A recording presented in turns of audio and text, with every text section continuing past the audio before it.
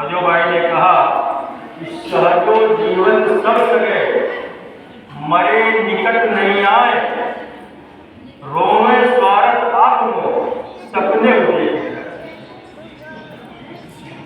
जिस जीवात्मा से, जिस शरीर से आप इतना प्यार करते थे, उसके बिना जी नहीं सकते थे।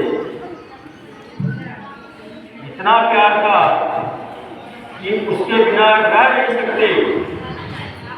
लेकिन जैसे ही ये शरीर जमीन पर गिरा,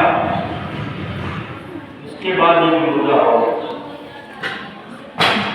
आपको बुला दिया जाए कि थोड़ी देर रात में बैठ जाओ, तो कहे तो भूल कर जाके भूल कर करके पकड़ लिया, तो हमारा क्या होगा? यानी उसके पास आप बैठे, जिसको इतना चुनते थे, चाहते थे, इतना प्यार करते थे, उसके पास एक पल आप रहना पसंद नहीं करोगे। सहजो जीवन सब सके, मरे निकट नहीं आए, रोवे स्वार्थ आपको सपने देख डराए। एक दिन ऐसा होएगा, होता होता नाय, घर की नारी को कहे स्तर की नारी।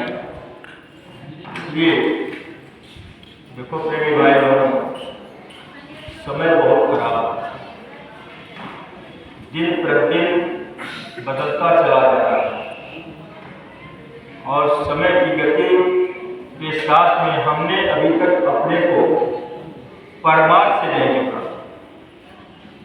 तमाम दुख, क्लेश, तकलीफ परिवार में आ रहे हैं, लेकिन हम जो जिस चीज के लिए शरीर मिला था, जिस काम के लिए मिला था, उस काम को हमने, उसका कारण भी था कि हमको आपको इसका ज्ञान मिला। और इसीलिए महापुरुषों ने कहा कि बड़े भाग मानुष तन पावा, सुर दुर्लभ संकट, देव दुर्लभ शरीर आपको हमको मिला। जो देवी देवता भी इस शरीर के लिए तरसते हैं, मनुष्य शरीर ही एक ऐसा शरीर है जिससे अपने जीवात्मा को उस मालिक के पास पहुंचाया जा सकता है। दूसरा कोई शरीर नहीं, दूसरा कोई भी शरीर नहीं, और इसी शरीर से उस मालिक को पा सकते हैं। इसीलिए देवी देवता कहते हैं, काश हमको भी ये मानव शरीर मिल जाता, हम भी भक्ति करके, भजन करके अपने मालिक के पास पहुंच जाते। उनको ये नसीब नहीं है। केवल ये मानव शरीर हमको आपको जो मिला, ये हमको बड़े भाग्यशाली हैं कि हमको आपको मानव शरीर मिला। अब इसमें बैठ करके अपने जीवात्मा के कल्याण के लिए किसी संत महापुरुष की खोज करके आप अपने जीवात्मा का कल्याण करें। क्योंकि आने जाने की प्रक्रिया ये जन्म जन्मांतर से पता नहीं कितने युगों से चलती चली आ रही है। आज कोई मानव शरीर में आए, फिर अच्छे कर्म नहीं हुए, बुरे कर्म कर डाले, फिर चले गए 4-5-84 लाख दुनियों में। कल्प एक एक नरका, जैसा मास्टर जी ने आप लोगों को बताया, एक एक कल्प में, एक एक नरकों में जीवों को भुगतना पड़ता है। यानी युग के युग बीत जाते हैं, दोबारा ये मानव शरीर नहीं मिलता। इसलिए अभी वक्त है, अभी समय है, हम किसी संत महापुरुष के शरण में जाकर के अपने जीवात्मा का कल्याण करें।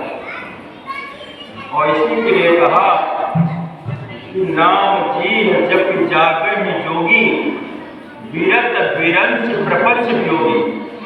ये जो फैलाव पूरे संसार का किया हुआ है, ब्रह्मा का है।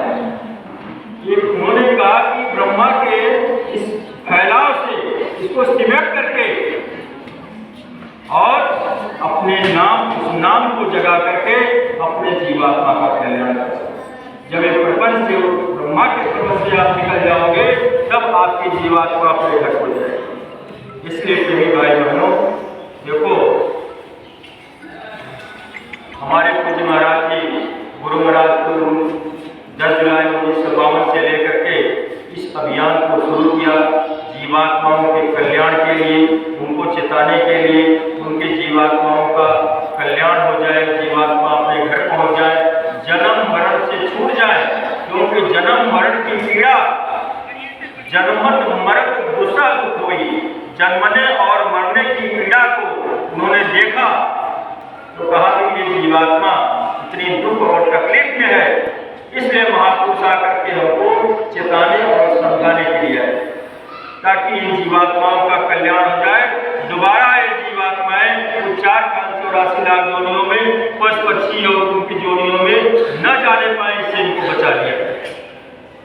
इसलिए महापुरुष घूम घूम करके गुरु महाराज ने 60 साल तक हमको आपको चेताने का काम किया। उसके बाद पूज्य महाराज जी बड़े बड़े काफिले निकाले। कितने 3 साल से लगातार काफिला चल रहा। अनवरत कभी काफिला रुका नहीं। 4 कार्यक्रम होते हैं मथुरा आश्रम पे। दिसंबर में दादा गुरु